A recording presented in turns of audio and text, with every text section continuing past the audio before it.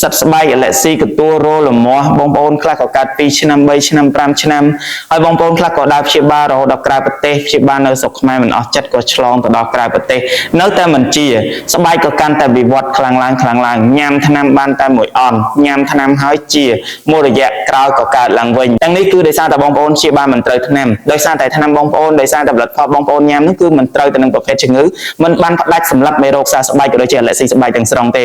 នៅទីនេះមានអតិថិជនជាច្រើនរាប់រយរាប់ពាន់នាក់ដែលគាត់បានញ៉ាំដែលគាត់បានព្យាបាលជាមួយនឹងខាងយើងដែលគាត់បានយកផលិតផលខាងយើងខ្ញុំទៅប្រើប្រាស់រាល់ការដែលជីហើយពុំមានស្នាក់ស្នាមរាល់ការដែលជីហើយទទួលបាននូវសុខភាពល្អរាល់ការដែលជាសើស្បែកហើយមិនមានការកើតឡើងវិញទេសូមធ្វើការសម្រេចចិត្តកុំរងចាំយូរតែគេសម្រេចចិត្តគេក៏ជាសះស្បើយគេក៏ទទួលបានសុខភាពល្អជាបាត់ស្នាក់ស្នាមមានទំនុកចិត្តលើខ្លួនឯងអ្នកដែលមើលនឹងពេលណាទៅព្យាបាលកុំទុកស្បែកឲ្យកាន់តែខ្លាំងកុំទុកស្បែកឲ្យកាន់តែវិវត្តធ្ងន់ធ្ងរទោះបីជាយើងមានលុយមើលប្រសិនបើស្បែកយើងកាន់តែវិវត្តខ្លាំងឈានដល់មហារីកស្បែកយើងមិនអាចព្យាបាលបានទេ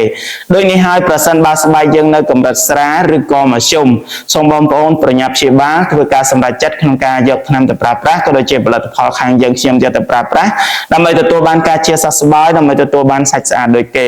បងប្អូនដែលបានឃើញវីដេអូនេះសូមកុំភ្លេចជួយចែក like និង share វីដេអូនេះចែករំលែកទៅអ្នកជំងឺផ្សេងទៀតផងដែរហើយបងប្អូនដែលចង់ដឹងអំពីបញ្ហាសុខភាពសើស្បែកអាចខលមកតាមរយៈលេខទូរស័ព្ទនៅខាងក្រោមក៏ដូចជាឆានមកនឹង page ទទួលបានការប្រឹក្សាព័ត៌មានលម្អិតអំពីសុខភាពសើស្បែកដោយឥតគិតថ្លៃគណៈពេលនេះខ្ញុំបាទសង្ឃឹមអរគុណនិងសូមគោរពលា